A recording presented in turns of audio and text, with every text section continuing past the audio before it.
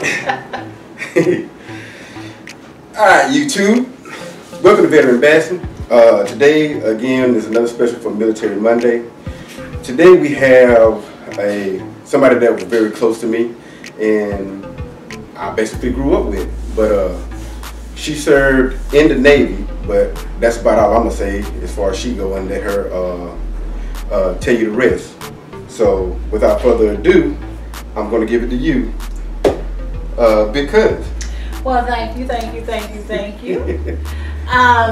And it is a pleasure to have you to actually sit here and let me do an interview on your channel. I am so grateful for that. Always. My name is Latasha Harris, and I am a 42-year-old mother of 4 children. I went into the United States Navy in 1997. And I actually served a year, well actually 22 months in the military. I actually had to get out under a hardship because of my mother being disabled. So she did have, custody of the children. The military, yeah. Whoever has custody of your children has to be, in good shape to take care of your children. So a situation came up and she had to go on disability. So that put it to the place that I would actually have to come out and take over the responsibilities of the children because she could no longer care for them. So I came out of the military, which I loved it. When I was in there, let's go back a little bit and let me tell about what I actually did in the military before all of the other things happened. So when I went into the military, I was 19 years old. Had my first child when I went in, and then I ended up getting married and having a second child from the same individual. Yes. And then from that point, I was first initially went into Great Lakes in Chicago. Great mistakes. Basics. Yeah, man, I'm trying to tell you, it was cold. I went in September, so it was really, really cold in Great Lakes. And first time I ever had to go through that, we from Georgia.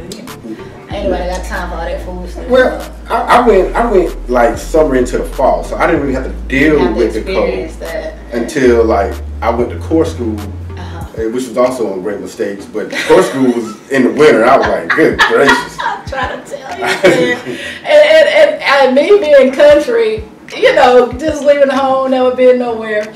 And they just like, you better be in a ship. So it's military and it's Navy. So I'm thinking I'm going to go and see a ship. Actually live on a ship, right? So, but anyway, if you've ever been to the Navy, it's actually, they say you go to your ship, but it's actually a building. And we call it a ship.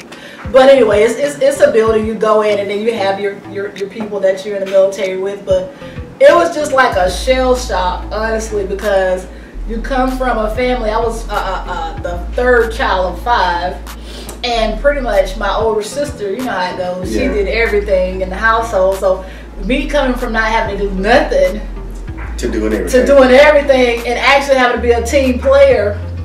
I mean, you're talking about a kid that didn't even know how to wash their own clothes at 19 years old, and I already had a child. But that's the Southern lifestyle, the Southern parents. They normally do everything for you. So that was a great cultural shock for me, but it was a well-needed cultural shock for me because I needed to learn that there's more people in the world than just me. Yeah. And that you would actually, when you go out into life, you're going to actually have to depend on others to get jobs done. True. So that was a good experience for me. So in boot camp, oh Lord, I think I was like, man, my weight, and I hadn't exercised since I came out of high school. We talking about I just had a child going to boot camp. Yeah. So that stamina and that regimen exercise, man, that was crazy. I'm telling you, you go in and then you have a bunkmate, right? Yeah. And if they don't do what they're supposed to do, yeah, you finna get got. Man, you get beat. Not literally beat, but physically beat, man. So hey, I was, like I'm saying, I had to be. When I went in, I was close to I had to be like 190 when I went in. So I'm gonna tell you about this. Will tell you the story. When I came out of boot camp, I was 165. So what does that tell you? My bunkmate was a screw up. Yeah. Okay. You got 30 pounds knocked off. She was a screw up, right? And she wanted.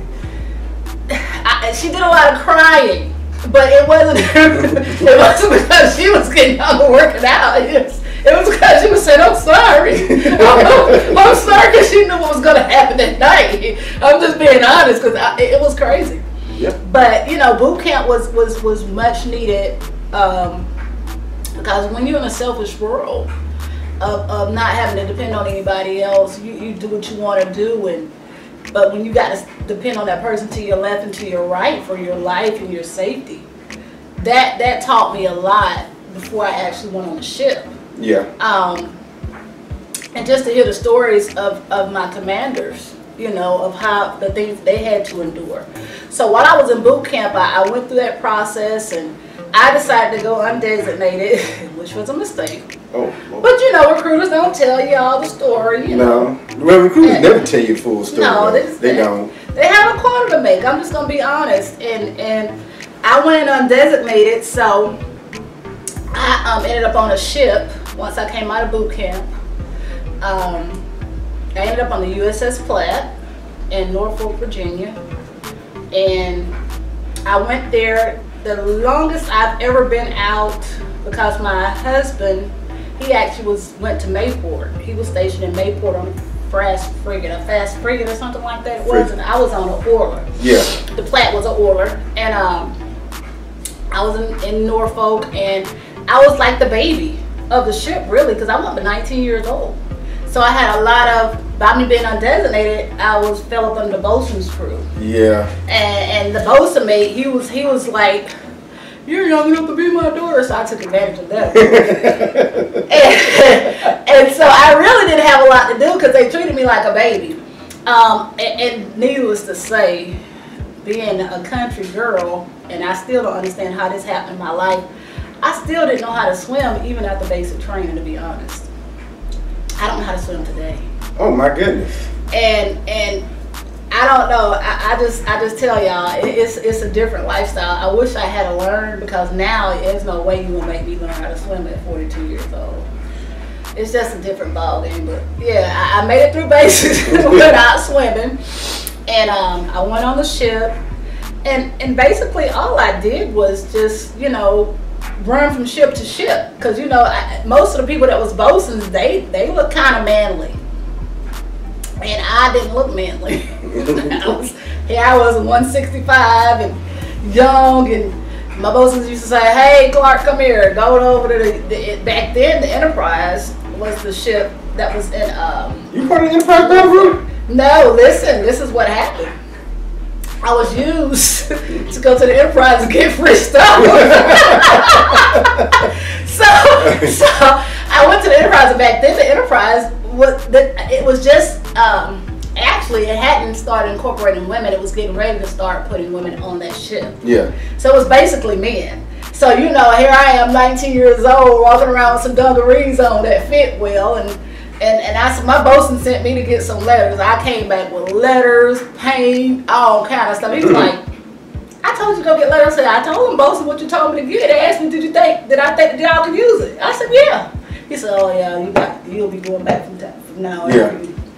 So after I did all that, that's pretty much all I did on the ship, and ran battles. You know how that thing goes as far as fire drills and things like that. That was it. That's all I really did on the ship. And like I said, I was a baby, so I was just really, actually spoiled, to be honest. And then on top of that, I went ahead and because I was married, I ended up, when my husband was on, you know, home duty or whatever, ended up, we had our second child then. So once, you know, when you inspected on the ship, you don't actually stay on the ship. So they transfer me to shore duty, and that is when I learned how to be a personnel, because that was my job. You know, which was a benefit for me, because most of the time, you know, people that come from the boats, and they pretty much be cleanup crew. Pretty much, yeah. But somehow I had some type of favor, and I was able to actually going to personnel department where I met a whole nother crew of individuals. They were the best people, and I was still again the baby of the bunch, and they treated me like I was a baby, to be honest. And really and truly, military life, I was pretty much spoiled the whole time. It was just like being at home, to be honest. Oh my God. They treated me like I was a kid, and during the time for personnel and stuff, I learned how to do life benefits for people that were coming in and going out. Yeah. Disposition papers for them when they was checking out and finishing their tour duties and things like that. All types of things I learned that was very beneficial for me in my life outside of the military. And the best thing about boot camp, I learned discipline, and I learned to work well with others. So when I went to the personnel department, instead of me, they also taught me that as well. I picked up other skills. At 19 years old, I was doing things that people my age probably would never do in their life. At 19 years old, because I was given that experience and that benefit of actually, learning new things, and people taking me up under their wing, and actually family was family. The military was like family, honestly. Yeah. And I was treated that way. So once I finished that, I came out, and I was treated well even coming out. And just to have that background, military background, it is a big plus to have on a resume, especially when you got out with an honorable discharge. Yes. I mean, everybody, because they know that in order for you to get that honorable discharge out of the military, you had to have some type of responsibility, some type of discipline that came with you, because you were taught that discipline in boot camp, and you knew how to work well with others. Yes. So that was a plus, having that military background. And like I said, I honestly don't know, even though I was spoiled and all of the above, I learned a lot of valuable components there that I take with me on my day-to-day life, and I've honored that opportunity. Yeah. To the point that it helped me be very successful after my military career. I went on to run a prison for 17 years. I was actually the first black female chief of security in the state of Georgia, running a 3,000 male facility. So that was amazing for me, and it all came from that root and that discipline from the military. Sure. That. So if people look at that aspect, me personally, if I had my way, even if you didn't serve but a year, it would be mandatory that young people had to actually go into boot camp and had to actually serve at least a year in the military, or 2 years at least in the military. Whenever they came out of whatever a school or whatever, it would be mandatory for them to do that, because that you will learn a type of respect and discipline that you would never ever imagine would be possible. And I'd rather them go into the military than the other route that I had to deal with as far as prison life for youth. Oh yeah. Because I see a lot of youthful offenders in prison, but I feel like there's so much a parent can do, and my mom did everything she could for me, to be honest, but I still lack that discipline that only, I think, strict guidelines would actually get there for you, because a parent has a love for you. They're going to discipline you to a certain extent. The military, they're disciplining you and teaching you the mentality to be able to work and function in a functional society and still do an excellent job, but still have that respect and honor about yourself while doing that.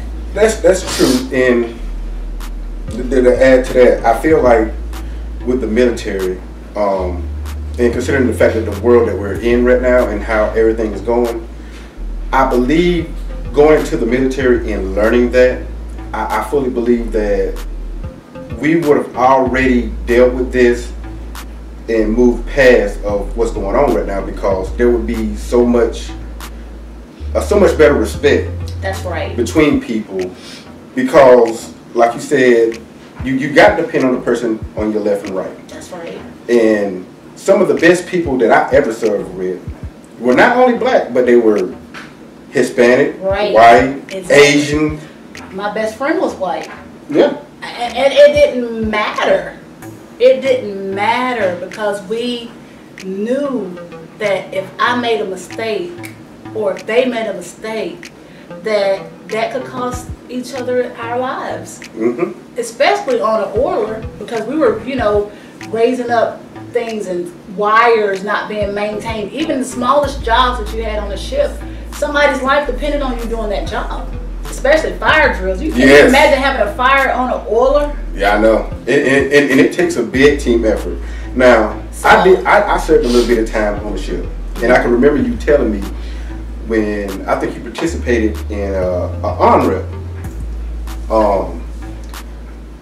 And what that is basically the oilers are refueling the ships out to sea. And also they're giving supplies like food and so forth to the ship. So that's what most of the oilers do. So if somebody makes a mistake in that interaction, somebody could die. Right, those wires could pop. And like my boss used to tell me, he said, it could be so easy if we hadn't greased these wires for them to crack and pop, and it'll split you in half if it comes back on you. You kill everybody in his line. Mm-hmm. Or you shooting over to that other ship to get that wire or that line over to the other ship. If it's shot the wrong way, it could wrap around your neck if you're standing up. We had actually a guy, he was standing, and he just snatched him down because he was like, if that went around your neck, it will kill you. He was just standing there. He didn't know, he didn't remember that he had to actually get down when they're shooting something over to your ship. Yeah. And it was just, it's the lifestyle is dangerous, but that's what that team, that left and that right person is for. And that, that really taught me so much, even in corrections, because, the person that you work with every day is your lifeline. If they come in, they're not together, you could easily be killed in the correction setting. It's the same thing, and I took those learnings and those lessons seriously because you never know, what could happen to you on a day-to-day basis. So yeah, I really give the military credit for all of my achievements and all of my accomplishments and all of my teachings that I learned at that young age. I really do, because if it had not been for that rotation of me actually going into the military, I don't think I would have been as successful as I was in life. I'll agree with that. So now I'm retired and I still have that same bearing, that same mindset, and I'm still using everything that I've learned from the military, everything that I learned from corrections as being a manager, and all that to have my own business now. And it's not a $1 million enterprise, but it's a comfortable, because I also have that mindset of I have big ideas, and I am very, very assured that it will be very financially stable lifestyle for me. And so, but it's just to have the mindset and the get up and willpower that they teach you. I mean, why not you? Yes. Why not you? That was what we were taught. Why not you? Why can't it be you? So, and I take that and I go forward with that. And I learned to, just learn how to network, work with others, work with different races. Yes. And actually, I was the only female in a rank of men in the prison system. Only black female at that. Yeah. But my job was so important that everybody had to come to me to get things done. That's true. I remember working with you at that prison. Yeah. I remember that. I'm telling you. And I didn't play. I know. I didn't play because that's what playing is, you can't play in that lifestyle. You can't play in that business because, again, what you do means life or death. You just have to be serious about it. And that, again, came from the military aspect. Now, whatever you do means, it could be life or death for the next person. So now, to say this, it ain't saying that the military is all serious and no fun. you know, some of the best fun that I ever had was with the guys and or ladies, you know, that I served with. Yeah. We could joke, talk some bull, and some of the most crazy antics that you will probably ever hear about or experience is actually in the military. You will see some stuff, but at the same time, like she was saying, there's a time when, you know, we playing is off to the side, and it's time to be a team and complete the mission, as we call it, and get the job done. That's right. But and you forgot, we took care of each other. We did. In our fun, if somebody had too much fun, there was no saying that, you know, they were going to be taken care of until they got back to where they needed to get to. No. And it was, they were going to handle your bit. They're going to make sure it's just like a family. It is. No man left behind. The best family. Now, in correction, it's a family, but it's okay. I say that it is not the family of the military. I was shell shocked when I came out of the military. Yeah. And started working with other people at corrections because they don't take care of you the way that the military did. To me, it's a family, but it's not that type of family. It's a long lost cousin family. Yeah. Whereas the corrections is. Yeah. Corrections like brother and sister family.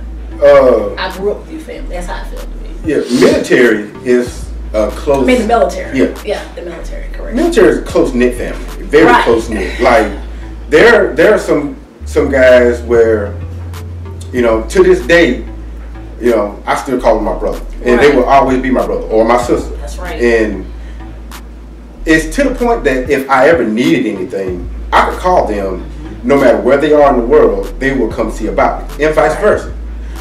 Now, with corrections, I'm not going to say that. No. You know, your family as long as you're working in there. Yeah. But if I think we'll probably close it there. But in closing, I must ask, if you was to give any advice to anybody looking to join the military, or, you know, any high school student thinking about it but haven't made their decision on it, what would be your advice to them moving forward?